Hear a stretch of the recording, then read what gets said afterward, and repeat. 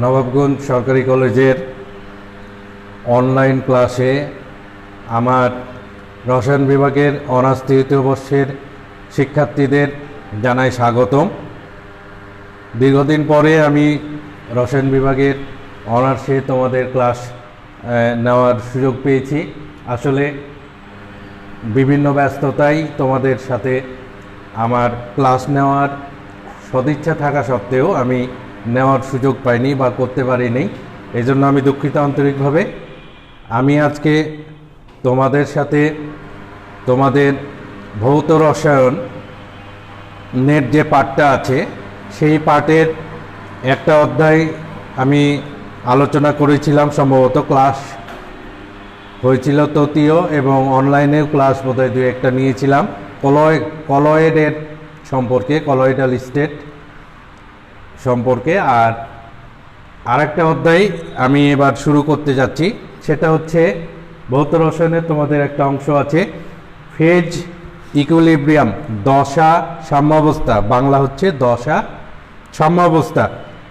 তো সাম্যাবস্থার বিষয় তোমরা এমনি জানো যে রাসায়নিক সাম্যাবস্থা বলতে বোঝায় যে যখন কি হয় যে বিক্রিয়ার পূর্বের আর বিক্রিয়ার পরের যে গতিবেগ, সেই গতিবেগটা যখন একটা পর্যায়ে আসে, যখন মনে হয় যে এদের গতিবেগটা সমান হয়ে যায়, অর্থাৎ সম্মুখমুখী বিক্রিয়ার বেগ আর পশ্চাৎমুখী বিক্রিয়ার বেগ, এবং সেইটা কখন সম্ভব? একটা উভমুখী বিক্রিয়ার ক্ষেত্রে। তাহলে কোনো উভমুখী বিক্রিয়ার সম্মুখমুখী এবং পশ্চাৎমুখী বেগ যখন সমান হয়ে যায় তখন সেইটাকে বলা হয় রাসায়নিক সাম্যাবস্থা। এখন এই রাসায়নিক সাম্যাবস্থারই ধারণা নিয়ে তোমাদের আলোচনা আছে দশা সাম্যাবস্থা বা ফেজ ইকুইলিব্রিয়াম। এখন তাহলে জানতে হবে রাসায়নিক সাম্যাবস্থা, রাসায়নিক বিক্রিয়া বিষয় আছে এখানে। এখন যদি দশা সাম্যাবস্থার কথা বলি তাহলে দশা সম্পর্কে আমাদেরকে অবশ্যই জানতে হবে। তো এই দশাটা কি? সেইটা দশা মানে আসলে অবস্থা। মনে করো পানি, আমরা জানি রাসায়নিক পানির রাসায়নিক সমীকরণ কি? H2O। পানিকে প্রকাশ করা হয় H2O এইভাবে। তো এই পানিটা যদি বলা হয় বরফ তাহলেও বুঝবো যে H2O। যদি বলি পানি তরল সেটাও H2O। যদি বলি জলীয় বাষ্প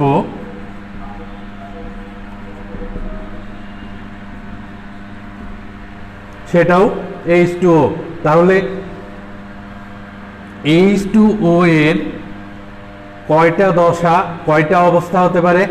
একটা কঠিন, একটা তরল, একটা গ্যাসীয় বা বায়বীয়। তাহলে এই যে 3 অবস্থা পানির, একদম ছোটকালে আমরা পড়েছি যে পানির 3 অবস্থা, কঠিন, তরল এবং গ্যাসীয় বা বায়বীয়। তো এই 3 যে অবস্থা, সেই অবস্থাটাই হচ্ছে ফেজ বা দশা। কি কি ভৌত অবস্থায় সে থাকতে পারে। এখন এই 3টা অবস্থা সম্পর্কে বুঝাবে এই 3টা অবস্থা কখন সাম্যাবস্থায় থাকতে পারে, ইকুইলিব্রিয়াম সাম্যাবস্থায় থাকতে পারে। মনে করো একটা পাত্রে একটা বরফখণ্ড রাখা হয়েছে, সেই বরফখণ্ডটা ধীরে ধীরে গলা আরম্ভ হয়েছে, গলা আরম্ভ হয়ে বরফের পানিতে পরিণত হয়, বরফখণ্ডটা তখনও থাকে। আবার দেখা যায় বরফের এবং পানির উপরি স্তরে, উপরিভাগে কিছুটা বাষ্প উঠতে থাকে। তাহলে এই 3টা অবস্থা যদি একই সাথে অবস্থান করে, এবং এইটা আমরা তো উন্মুক্ত অবস্থায় কি বায়ুমণ্ডলীয় চাপ সমান থাকে, অর্থাৎ এক বায়ুমণ্ডলীয় চাপে। যদি এই সময় 3 অবস্থাকেই কি করা যায়, বায়বীয় অবস্থাটা কিন্তু কি উড়ে চলে যায়। যদি একে ধরে রাখা যায় এবং একটা আবদ্ধ অবস্থায় একটা নির্দিষ্ট কি বলে শর্তে 3 অবস্থায় কিন্তু সাম্য অবস্থায় থাকতে পারে। একটা শর্ত তোমরা এগুলো পড়তে পড়তে আসবো আমরা। তো এই 3 অবস্থা যখন সাম্য অবস্থায় থাকবে তখনই আমরা বলবো যে এই পানির সাম্যাবস্থা, ফেজ ইকুইলিব্রিয়াম পানির। তো সংজ্ঞা আমাদেরকে জানতে হবে। সংজ্ঞাটা হচ্ছে এরকম যে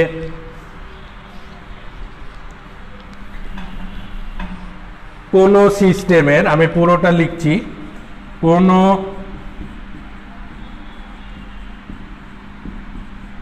সিস্টেমের সকল পদার্থ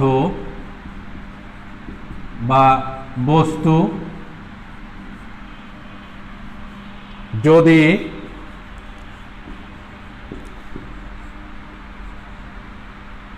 পৃথক পৃথক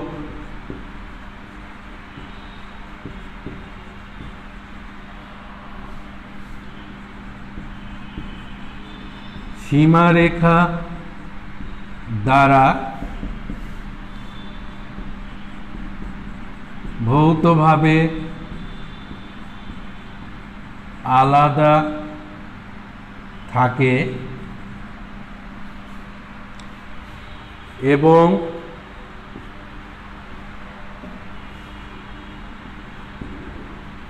সামগ্রিকভাবে একটি অসমসত্ব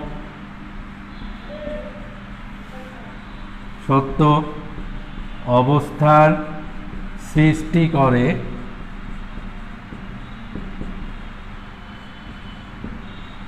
এবং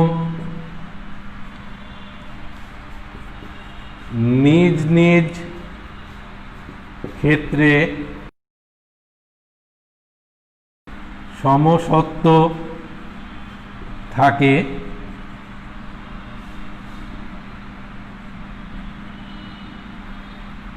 এবং যাদের কোনো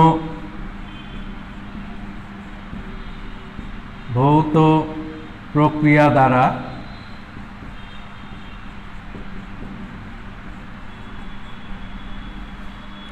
সিস্টেম হতে পৃথক করা যায়। সংজ্ঞাটা বেশ বড়, কিন্তু বুঝিয়ে বলছি আমি। সিস্টেম হতে পৃথক করা যায় তাকে দশা বলে। একে পি দ্বারা, ফেজ পি দ্বারা প্রকাশ করা হয়।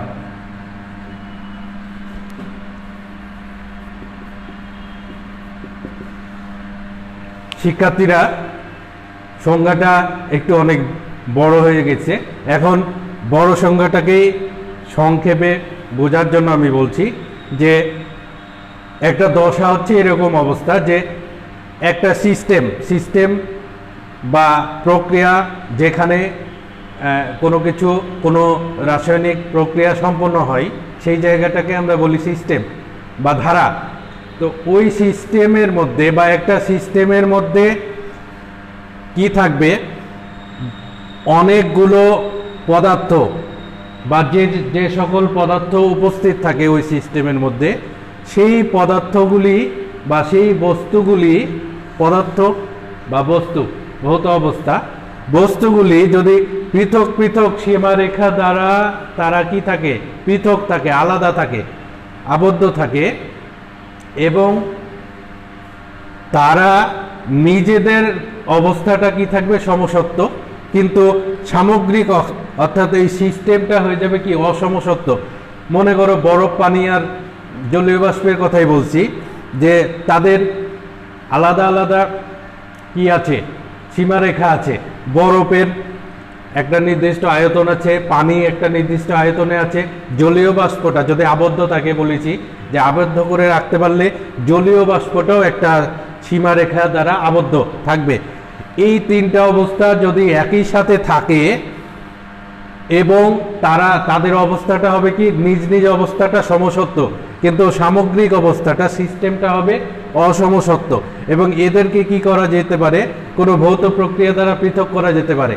মনে করো বরফ খণ্ডটা তুলে নেওয়া হলো সিস্টেম থেকে, তখন কি হলো, কঠিন দশাটা, কঠিন অবস্থাটা আলাদা হয়ে গেল। তো এইরকম, অথবা পথকে যদি উন্মুক্ত করে দেওয়া হয় তাহলে জলীয় বাষ্পটা কি হয়ে যাবে, দূরীভূত হয়ে যাবে, তাহলে আরেকটা সিস্টেম অপসারিত হবে। তাহলে এরকমভাবে কোনো ভৌত প্রক্রিয়া দ্বারা এদেরকে পৃথক করে দেওয়া যেতে পারে। তাহলে ওই অবস্থায় যে অংশগুলো থাকবে সেই অংশগুলোকে বলা হয় এক একটা দশা। অর্থাৎ খুবই সংক্ষেপে এরকমভাবে বলা যায় যে কোনো অসমসত্ব সিস্টেমে নির্দিষ্ট সীমারেখা দ্বারা আবদ্ধ সমসত্ব সিস্টেমগুলিকে আলাদা আলাদাভাবে বলা হবে দশা। সরি, তাহলে বললাম কি, যে কোনো অসমসত্ব সিস্টেমে উপস্থিত নির্দিষ্ট সীমারেখা দ্বারা আবদ্ধ সমসত্ব সিস্টেমগুলিকে বলা হবে আলাদা আলাদাভাবে দশা, এবং এদেরকে পি দ্বারা প্রকাশ করা হয়। একটা সিস্টেমের মধ্যে অনেকগুলো দশা থাকতে পারে, একটাই দশা থাকতে পারে, দুইটা, তিনটা, একাধিক অনেক দশা থাকতে পারে। তাহলে এই গেল দশার সংজ্ঞা। তাহলে পানির কয়টা দশার কথা বলা হলো? পানির হলো তিনটা দশা। একটা হচ্ছে কঠিন, একটা হচ্ছে তরল, একটা হচ্ছে গ্যাসীয় বা বায়বীয়। তাহলে এই দশা সম্পর্কে আমাদের জানতে হবে। এরপরে দশা সাম্যাবস্থা পড়তে গেলে প্রথমে দশা সম্পর্কে আমাদের জ্ঞান থাকতে হবে। এরপরে আমরা যাব উপাদান, ইংরেজি হচ্ছে কম্পোনেন্ট।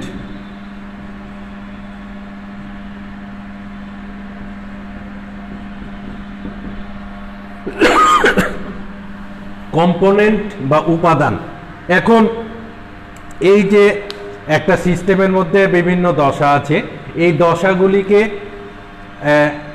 আমার ব্যাখ্যা করার প্রয়োজন হবে। ব্যাখ্যা করতে গিয়ে যতগুলি স্বাধীন বস্তু দ্বারা, স্বাধীন রাসায়নিক বস্তু দ্বারা ওই দশাকে বা একটি দশাকে কি করা যাবে, ব্যাখ্যা করা যায়, সেই সংখ্যাকে বা সেই বস্তুগুলোকে বলা হয় উপাদান। তাহলে কোনো দশার প্রতিটি বস্তুকে ন্যূনতম যতগুলো স্বাধীন রাসায়নিক বস্তু দ্বারা প্রকাশ বা ব্যাখ্যা করা যায় তাদেরকে উপাদান বলে, এবং এর সংখ্যাকে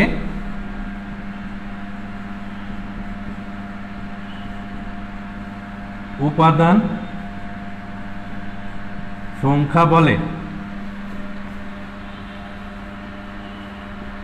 একে সি দ্বারা প্রকাশ করা হয়, কম্পোনেন্টের সি। তাহলে একটা দশা যে রাসায়নিক উপাদানগুলি দিয়ে তৈরি, অথবা একটা সিস্টেমের মধ্যে যে দশাগুলি আছে সেই দশাগুলিকে ন্যূনতম যে যত সংখ্যক রাসায়নিক উপাদান দ্বারা এদেরকে রাসায়নিক বস্তু দ্বারা এদেরকে ব্যাখ্যা করা যায়, সেই সংখ্যাটাই হচ্ছে উপাদান সংখ্যা। এখন এই কোনো দশা বলছি, আসলে এই দশাগুলি থাকে কোথায়? সিস্টেমের মধ্যে। তাহলে সিস্টেমের সাথে সম্পর্কিত কোনো সিস্টেমের প্রত্যেকটা দশাকে আমি এমন কিছু রাসায়নিক উপাদান দিয়ে ব্যাখ্যা করব যাতে সবগুলি দশাই ব্যাখ্যা করা যায়। স্বাধীন এরকম রাসায়নিক বস্তুগুলাই হচ্ছে উপাদান। যেমন একটা উদাহরণ দেই, যে মনে করো ক্যালসিয়াম কার্বনেট, একটা রাসায়নিক পদার্থ, এটাকে যদি উত্তপ্ত করা হয় বা ভাঙা হয় তাহলে ক্যালসিয়াম কার্বনেটটা কি অবস্থায় থাকে? এটা হচ্ছে সলিড, কঠিন। তাহলে এটা একটা দশা। এটাকে যখন তাপ প্রয়োগ করা হয় তখন ক্যালসিয়াম অক্সাইড একটা কঠিন বস্তু তৈরি হয়, রাসায়নিক উপাদান, আর কার্বন ডাই অক্সাইড একটা গ্যাসীয় উপাদান তৈরি হয়। এইখানে কয়টা দশা আছে? দশার সংজ্ঞা কি? যে প্রত্যেকটা একটা সিস্টেমের মধ্যে প্রত্যেকটা অংশ নিজ নিজ সমসত্ব অবস্থায় থাকবে, কিন্তু তারা সামগ্রিকভাবে অসমসত্ব অবস্থার সৃষ্টি করবে। তাহলে এখানে ক্যালসিয়াম কার্বনেট তো আছেই, একটা পাত্রে মনে করো তাপ প্রয়োগ করলাম, এটা কঠিন, তাপ প্রয়োগ করলাম, এটা কঠিন তৈরি হলো। এর পরিমাণ এর উপরে নির্ভর করবে, কিন্তু সমান হবে না। আবার এর এর ক্ষেত্রটা কি হবে? সমসত্ব হবে। কার্বন ডাই অক্সাইড এটা হচ্ছে গ্যাসীয়। তাহলে এখানে আপাত দৃষ্টিতে মনে হবে যে এক কঠিন একটা দশা, গ্যাসীয় আর একটা দশা, দুইটা দশা, কিন্তু না, এখানে তিনটা দশা আছে। ক্যালসিয়াম কার্বনেটের নিজের একটা দশা আছে কঠিন অবস্থায়, ক্যালসিয়াম অক্সাইডের নিজের একটা দশা আছে কঠিন অবস্থায়, কার্বন ডাই অক্সাইডের নিজের একটা দশা আছে গ্যাসীয় অবস্থায়। তাহলে এখানে ফেজ বা দশা সংখ্যা হচ্ছে 3। উপাদান সংখ্যা এখন আমরা কি বলবো? যে এর উপাদান কি বলা হয়েছে? ন্যূনতম যতগুলি স্বাধীন রাসায়নিক বস্তু দ্বারা একটা দশার কে ব্যাখ্যা করা যায়, বা একটা সিস্টেমের প্রত্যেকটি দশাকে, এখানে আসলে দশার জায়গায় এখানে বলতে হবে যে কোনো সিস্টেমের প্রতিটি দশাকে, সিস্টেমের সংজ্ঞাতে একটু কারেকশন করা যায়, কোনো সিস্টেমের প্রতিটি দশার প্রতিটি বস্তুকে ন্যূনতম যতগুলি সংখ্যা দ্বারা রাসায়নিক বস্তু দ্বারা একে ব্যাখ্যা করা যায়। এখন এখানে দেখো যে ক্যালসিয়াম কার্বনেটকে যদি আমি ব্যাখ্যা করতে চাই তাহলে আমার দরকার কিন্তু ক্যালসিয়াম অক্সাইড এবং কার্বন ডাই অক্সাইড দুটারই। কারণ হচ্ছে যে এই দুইটা সহযোগেই কিন্তু ক্যালসিয়াম কার্বনেটটা তৈরি হয়। আবার মনে করো এই একটা সিস্টেম, এই সিস্টেমের মধ্যে ক্যালসিয়াম অক্সাইডকে আমার এই দশাটাকে ব্যাখ্যা করতে হবে। তাহলে কিভাবে ব্যাখ্যা করতে পারবো? মনে করো ক্যালসিয়াম কার্বনেট থেকে যদি কার্বন ডাই অক্সাইডকে আমি দূরীভূত করতে পারি তাহলে ক্যালসিয়াম অক্সাইড পাওয়া যাবে। তাহলে এইটা একটা রাসায়নিক সমীকরণ দ্বারা এদেরকে ব্যাখ্যা করা যায়, যে কোনো কি দশাকে। তাহলে আবার যদি মনে করো কার্বন ডাই অক্সাইডকে ব্যাখ্যা করার আমার প্রয়োজন, তাহলে ক্যালসিয়াম কার্বনেটকে যখন আমি তাপ প্রয়োগ করব তখন ক্যালসিয়াম অক্সাইড তৈরি হবে, বাদ বাকি যা হবে সেটা হচ্ছে কার্বন ডাই অক্সাইড। তাহলে রাসায়নিক সমীকরণ দ্বারা এদেরকে ব্যাখ্যা করা যাচ্ছে। তাহলে ন্যূনতম কয়টা উপাদান লাগছে? এই যে দুইটা, এখানেও দুইটা, এখানেও দুইটা। তাহলে ক্যালসিয়াম প্রত্যেকটা দশাকে ব্যাখ্যা করার জন্য আমার ন্যূনতম যে রাসায়নিক বস্তুগুলোর প্রয়োজন হবে সেইগুলোই হচ্ছে উপাদান সংখ্যা। তাহলে এই সমীকরণটাতে বা এই সিস্টেমটাতে, এটা কিন্তু একটা সিস্টেম যেখানে এই সিস্টেমে কি আছে? কয়টা দশা আছে? 3টা দশা আছে, সাম্য অবস্থায় আছে। সাম্য অবস্থায় থাকলে প্রত্যেকটাকেই বলা হবে দশা। একটা অসমসত্ব অবস্থা সৃষ্টি করে আর নিজেরা সমসত্ব অবস্থায় থাকে। এখন এই সিস্টেমের মধ্যে দুইটা স্বাধীন রাসায়নিক বস্তু দ্বারা আরেকটাকে ব্যাখ্যা করা যায়। তাহলে এই সিস্টেমের উপাদান সংখ্যা হচ্ছে 2। তাহলে দশা বা দশা সংখ্যা এবং উপাদান সংখ্যা এই দুইটা সম্পর্কে তোমাদের ধারণা হলো আশা করি। যে দশা কাকে বলে, উপাদান। আর একটা উদাহরণ দিই উপাদানের, তাহলে বুঝতে পারবে।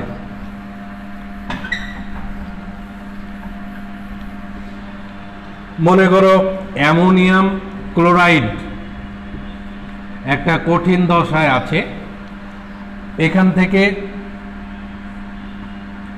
অ্যামোনিয়া একটা গ্যাসীয়, হাইড্রোজেন ক্লোরাইড গ্যাসীয়।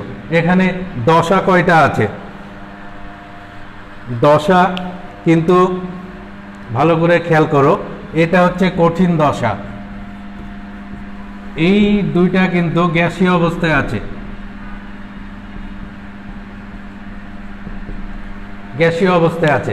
তাহলে দশা কিন্তু দুইটা, এখানে যদিও কি আছে, গ্যাসীয় অবস্থা আছে, আলাদা আলাদা উপাদান আছে, কিন্তু তোমরা জানো যে গ্যাসের মিশ্রণের সূত্র আছে, যে একটা গ্যাস আর একটা গ্যাসের সাথে যদি মিশ্রিত হয় তাহলে এর নানা গ্যাস সূত্রগুলো আছে না, গ্যাস সূত্রের সাথে সম্পর্কিত, এর কি কি বলা হয়, আংশিক চাপের উপরে নির্ভর করে, এই সব নানান ঝামেলা আছে গ্যাসের ক্ষেত্রে।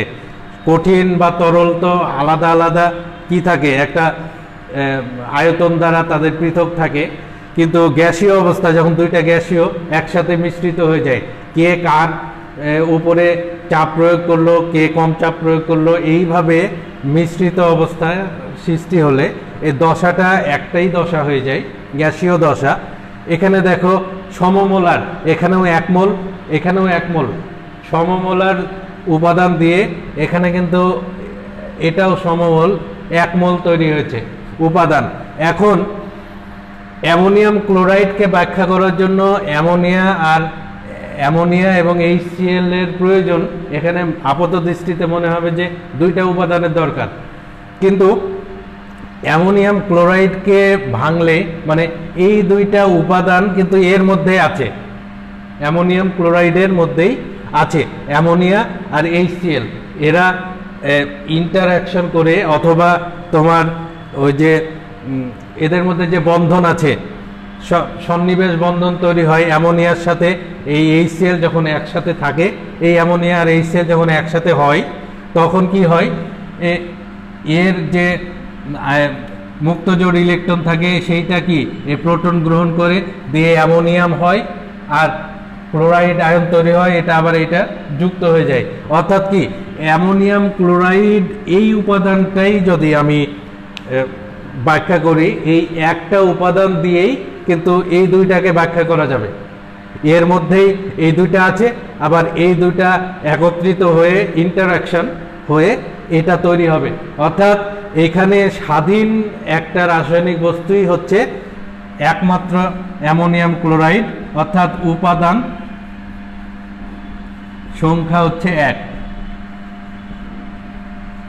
কারণ অ্যামোনিয়াম ক্লোরাইড দ্বারাই অ্যামোনিয়া এবং HCl দুইটা গ্যাসীয় দশাকে ব্যাখ্যা করা যাবে, যেখানে অ্যামোনিয়া এবং HCl দুইটা গ্যাসীয় দশাও উপস্থিত, আবার এই ammonium ion chloride ion ionic দশা আছে, এইটা আবার কি বলে রাসায়নিক সংযোগের মাধ্যমে অ্যামোনিয়াম ক্লোরাইড কঠিন দশা তৈরি করছে। তাহলে এখানে দশা সংখ্যা 2, উপাদান সংখ্যা 1। তাহলে একটু খুব জিনিসগুলো খুব কঠিন নয়, কিন্তু একটু মাথায় ব্রেন স্টর্মিং করে জিনিসগুলোকে একদম সহজভাবে নিতে হবে। পানির ক্ষেত্রে যে পানির যে 3টা দশা বলেছিলাম, খুবই সহজ একটা উদাহরণ। পানির 3টা দশাকে ব্যাখ্যা করার জন্য কি দরকার, উপাদান সংখ্যা কত হবে?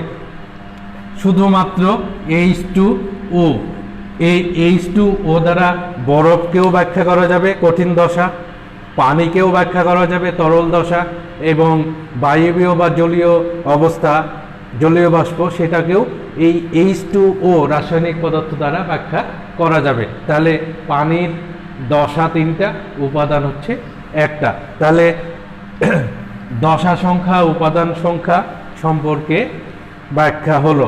এখন একটা গুরুত্বপূর্ণ বিষয় হচ্ছে যে ফ্রিডম সংখ্যা এটার আরেকটা নাম আছে স্বাতন্ত্র মাত্রা।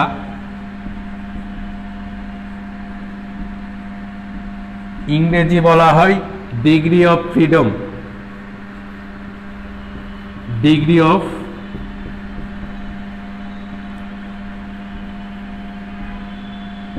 ফ্রিডম, স্বাতন্ত্র মাত্রা বা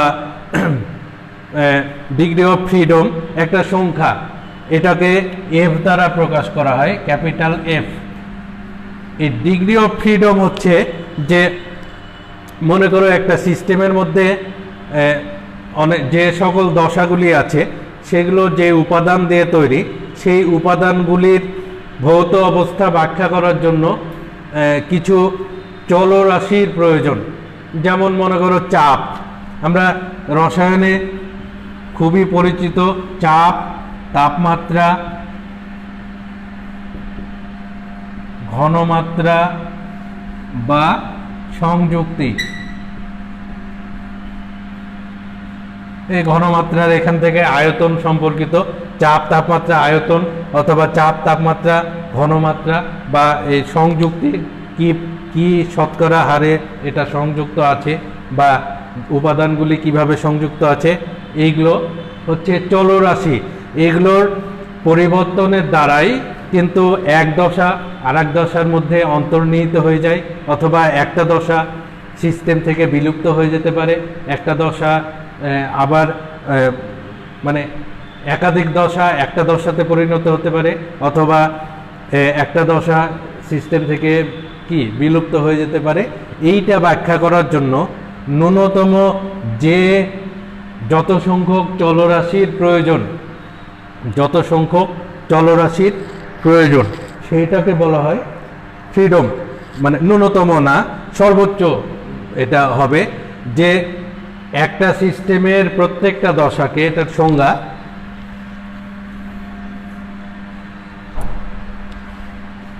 একটি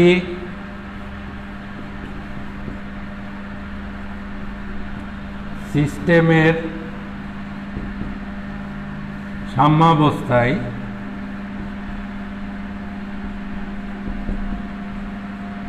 প্রতিটি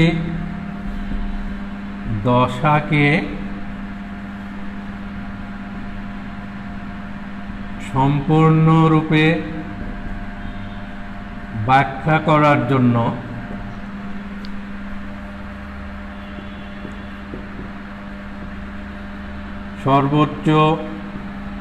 সর্বোচ্চ যত সংখ্যক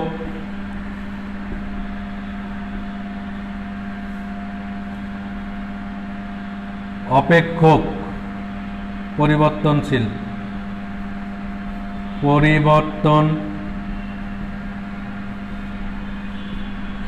চলরাশি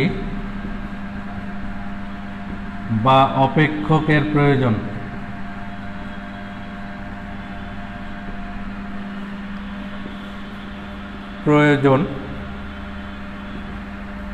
তাকে ডিগ্রি অফ ফ্রিডম বা স্বাতন্ত্র মাত্রা বলে।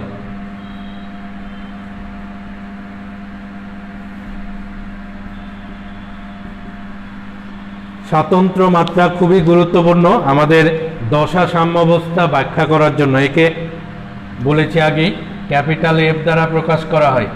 এই স্বাতন্ত্র মাত্রার উপরেই বা এই চলরাশিগুলোর উপরেই কিন্তু সাম্যাবস্থা নির্ভর করবে।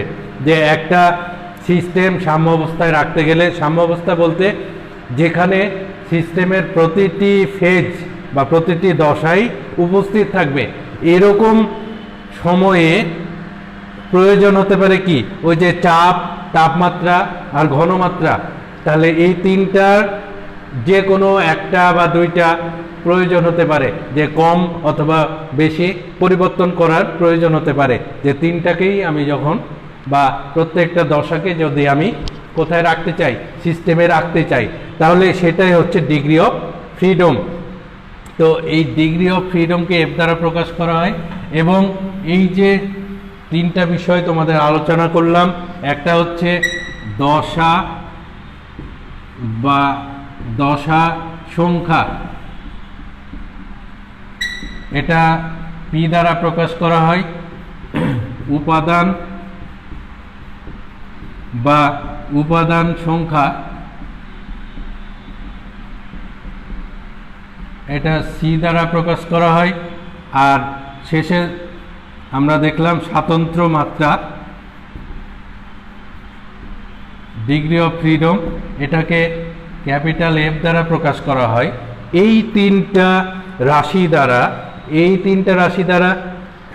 1874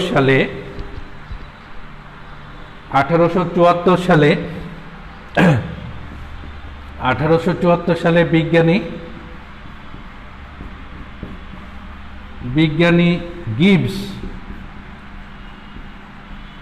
উইলার্ড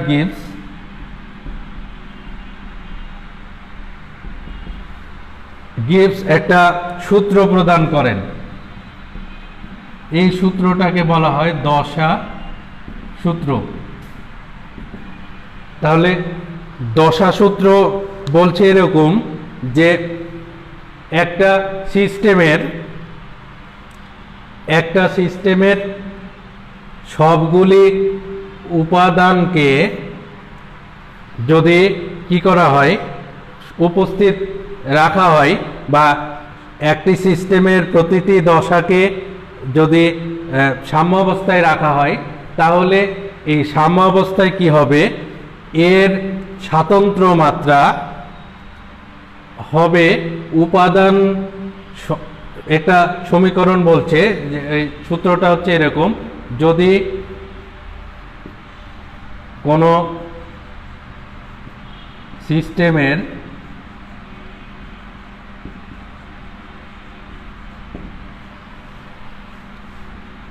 সবগুলি দশা সাম্যাবস্থায় থাকে,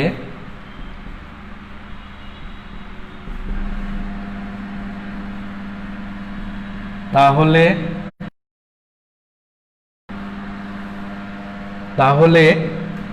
বলছে এরকম, তাহলে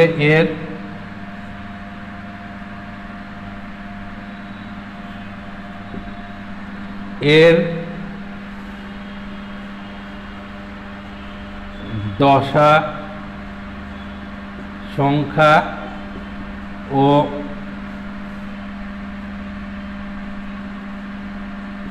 স্বাতন্ত্র মাত্রার যোগফল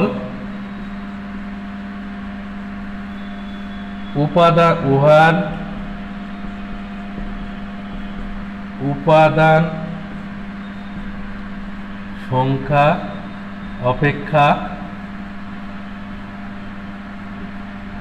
2 বেশি। এখানে যদি কি হবে, সারফেস টেনশন এবং মাধ্যাকর্ষণ শক্তি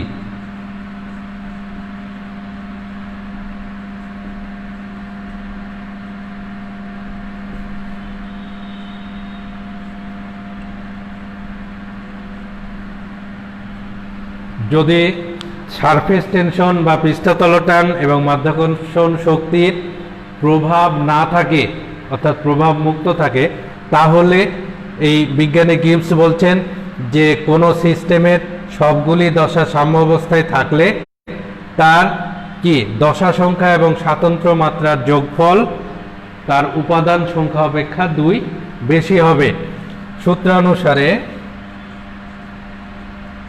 সূত্রানুসারে কি হবে আমরা আগেই উল্লেখ করেছি, কোনটা কি, তাহলে এরকম বলতে পারি F প্লাস পি সমান সি প্লাস 2। এটা হচ্ছে গাণিতিক প্রকাশ যে F প্লাস পি বা স্বাতন্ত্র মাত্রা আর দশা সংখ্যার যোগফল উপাদান সংখ্যা অপেক্ষা 2 বেশি হবে। তাহলে এই সূত্রটা আমাদেরকে কি করতে হবে, উপপাদন করতে থাকে পরীক্ষায় যে এই সূত্রটা উপপাদন করো, তাহলে এই সূত্রটা উপপাদন আমরা এখন দেখব যে কিভাবে করা যায়। তাহলে আমরা কি জানলাম? দশা সম্পর্কে জানলাম, উপাদান সম্পর্কে জানলাম, ডিগ্রি অফ ফ্রিডম জানলাম, এবং এই তিনটা দ্বারা একটা সূত্র বিজ্ঞানী উইলার্ড গিবস 1874 সালে দিয়েছেন, সেটাকে দশা সূত্র বলা হয়। এই দশা সূত্রটা হচ্ছে যে সাম্যাবস্থায় প্রত্যেকটা দশা যদি কোনো সিস্টেমে উপস্থিত থাকে এবং সেই সিস্টেমটা যদি মাধ্যাকর্ষণ বল এবং পৃষ্ঠতল টান থেকে মুক্ত থাকে, এই প্রভাব থেকে মুক্ত থাকে, তাহলে সেইটা হবে যে দশা সংখ্যার এবং ফ্রিডম সংখ্যার যোগফল উপাদান সংখ্যা অপেক্ষা 2 বেশি হবে। তাহলে এই সমীকরণটা আমরা এখন প্রতিপাদন করতে পারবো বা করা দেখাবো। তোমাদের দেখাই যে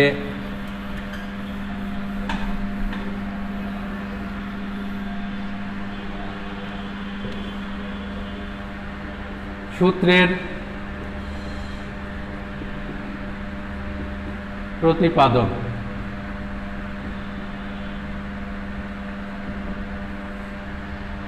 মনে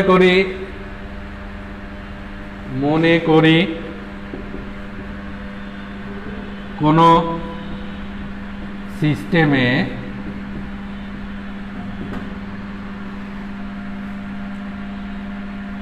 পি সংখ্যক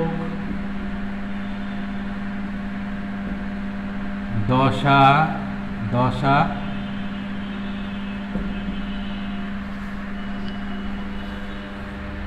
সি উপাদান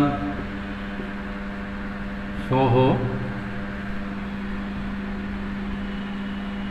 সাম্যাবস্থায় আছে, যার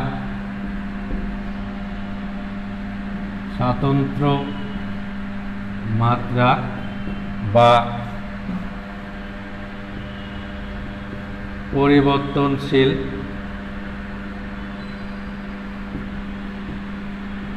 অপেক্ষকের মান হচ্ছে এফ।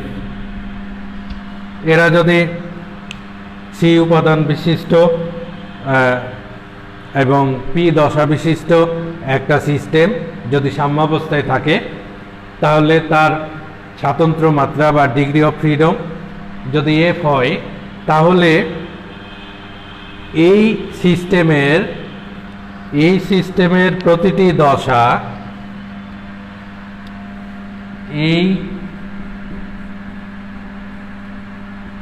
সিস্টেমের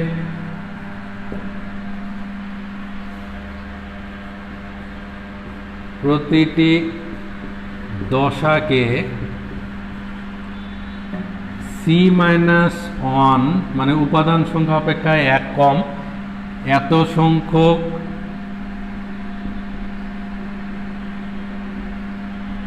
ঘনমাত্রা রাশি দ্বারা ব্যাখ্যা করা যায়। বিষয়টা তোমাদের কাছে স্পষ্ট নাও হতে পারে, আমি একটু স্পষ্ট করতে চাচ্ছি যে আমরা তো সমীকরণটা আগে দেখেছি যে f + p = c+2, সেখানে যে রাশিগুলো আছে সেগুলোর সাথে আগেই পরিচিত হয়েছে তোমরা।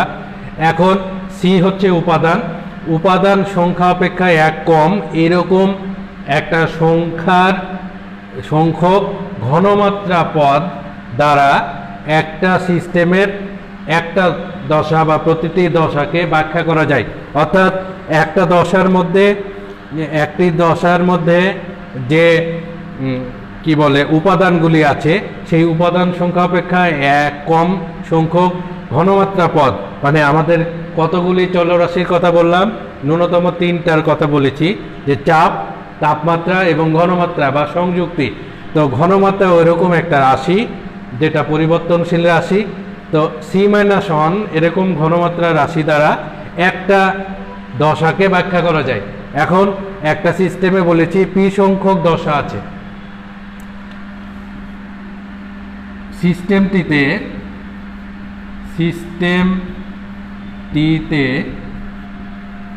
পি সংখ্যক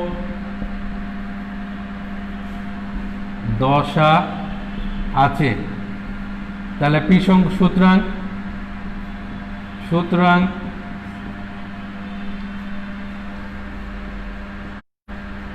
সিস্টেমের সকল দশাকে ব্যাখ্যা করার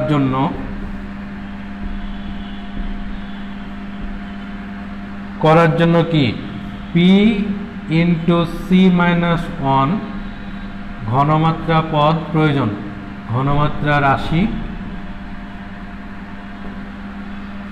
প্রয়োজন।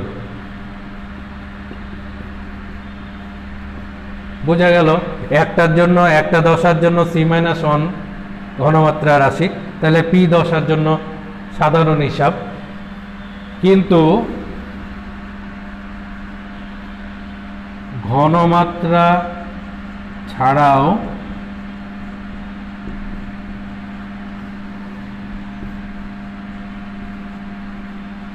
সিস্টেমের আরো দুইটি চলরাশি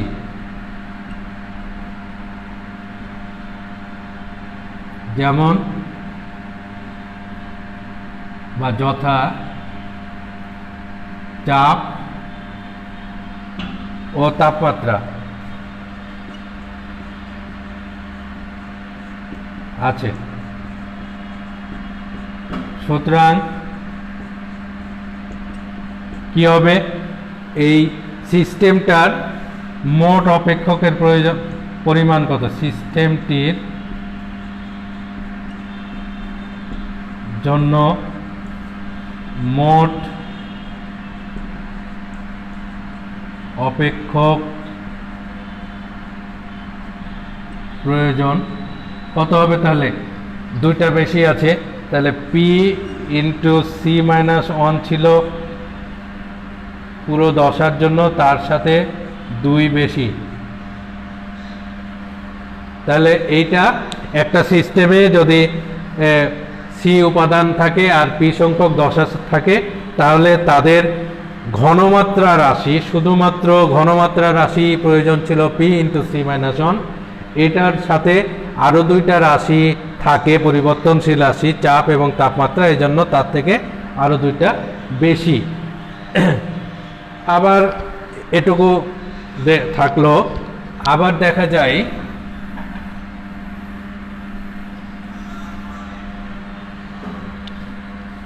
আবার কোনো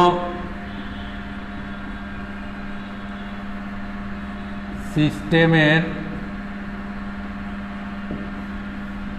সকল দশার ব্যাখ্যার জন্য কিছু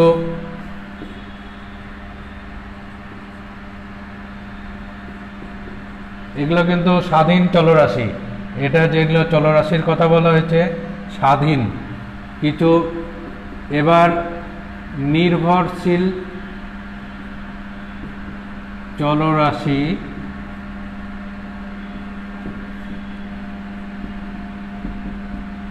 প্রয়োজন। এখানে আমার সামগ্রিকভাবে বলা হয়েছে যে একটা সিস্টেমের সাম্যাবস্থা ব্যাখ্যা করার জন্য যে সকল স্বাধীন চলরাশির প্রয়োজন হয় সেগুলোর মান এটা। এখন এই স্বাধীন চলরাশি থেকে আবার কিছু চলরাশি আছে যেটা কোনো একটা নির্দিষ্ট সিস্টেমের প্রত্যেকটা দশাকে পরিপূর্ণরূপে ব্যাখ্যা করতে পারে, সেগুলোকে ডিপেন্ডেবল ভেরিয়েবলস বলা হয় বা নির্ভরশীল চলরাশি বলা হয়। এই নির্ভরশীল চলরাশি থাকে। এখন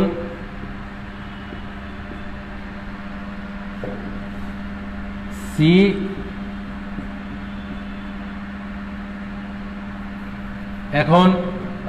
কোন সিস্টেমের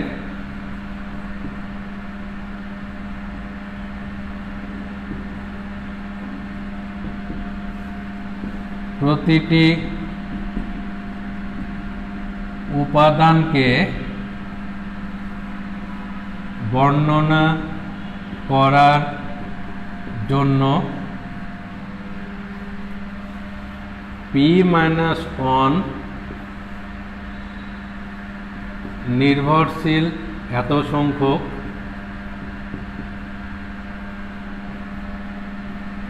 নির্ভরশীল চলরাশির প্রয়োজন।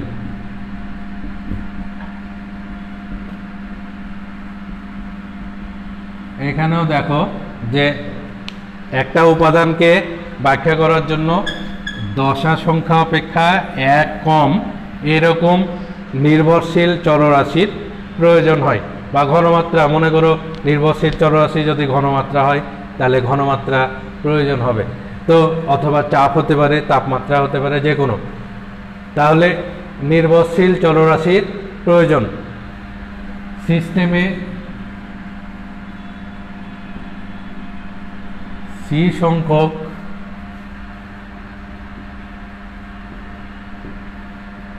উপাদান থাকায়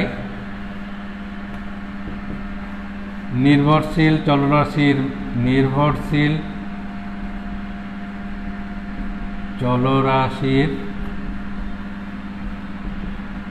মোট সংখ্যা সি ইন্টু p-1 হবে।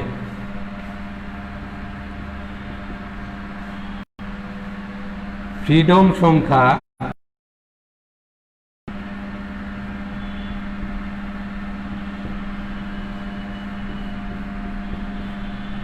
f হয় সিস্টেমের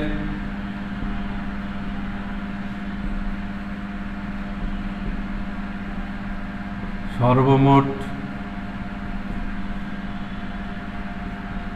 চলরাশি এবং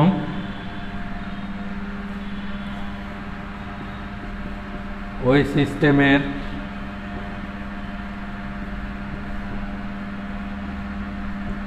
প্রয়োজনীয় নির্ভরশীল চলরাশির বা অপেক্ষকের পার্থক্যের সমান। অর্থাৎ ফ্রিডম সংখ্যা f সমান, আমরা প্রয়োজনীয় একটা সিস্টেমের সর্বমোট চলরাশির মান কত পেয়েছিলাম, সেটা পেয়েছিলাম p ইন্টু c-1 প্লাস 2, আর এটা পেয়েছিলাম, এটা মাইনাস, আমরা বলছি যে এই যে নির্ভরশীল চলরাশি কত পাচ্ছি, c ইন্টু p-1। তাহলে এইটাকে আমরা যদি সরলীকরণ করি তাহলে cp minus p plus 2 minus cp plus c, তাহলে এখানে আমরা কি পাই, f সমান, এখানে এটা চলে যায়, থাকে c মাইনাস p প্লাস 2, এটা ফ্রিডম সংখ্যার মান। এখান থেকে আমরা পাব যে f প্লাস p সমান c প্লাস 2, এটাই হলো যে দশা সূত্র।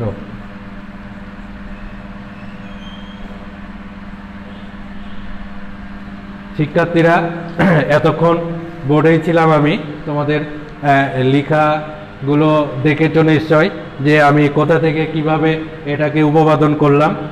এই যে দশা, একটা দশার কিছু মানে প্রয়োজনীয় যে অপেক্ষকগুলি, সেইটার মান আগে আমরা বের করলাম। সেই মানটা এটা ছিল যে ধরে নিয়েছিলাম যে একটা কি বলে অপেক্ষক ঘনমাত্রা পদ, সেইটা সি উপাদান আর পি দশার জন্য বের করেছিলাম। তারপরে দেখেছি যে এটা শুধু ঘনমাত্রা পদ, সেখান থেকে আরও দুইটা পদ চাপ এবং তাপমাত্রা ছিল, এই জন্য 2 যোগ হয়েছিল। সেই ঘনমাত্রা মোট অপেক্ষক এটা প্রয়োজন। কিন্তু নির্ভরশীল অপেক্ষক মানে যেগুলো দ্বারা আসলে ওই সিস্টেমের দশাগুলি কি হতে পারে সেই মানটা হচ্ছে এটা পি মাত্রা পি মাইনাস 1 অপেক্ষক যদি দ্বারা একটা উপাদানকে ব্যাখ্যা করা যায়, সি উপাদানকে ব্যাখ্যা করার জন্য এটা প্রয়োজন ছিল। এইটা ক্যালকুলেশন করে আসলে দশা সূত্রটা আসছে। তো এইটা গাণিতিক রূপ এবং এটা সূত্রের প্রতিপাদন। তোমরা একটু বইটা পড়বে, দেখবে, সহজ হয়ে যাবে আশা করি। এরপরে আমরা আরেক ক্লাসে তোমাদেরকে এই দশা দিয়ে এর এই যে উপাদান, 1 উপাদান বিশিষ্ট, 2 উপাদান বিশিষ্ট অনেকগুলি দশা থাকে, এগুলোর ব্যাখ্যা কিভাবে ব্যাখ্যা করা যায় এগুলো আগামী ক্লাসে তোমাদেরকে জানাবো। তোমরা ভালো থাকো, পড়াশোনা করো বাসায়। তোমাদেরকে ধন্যবাদ।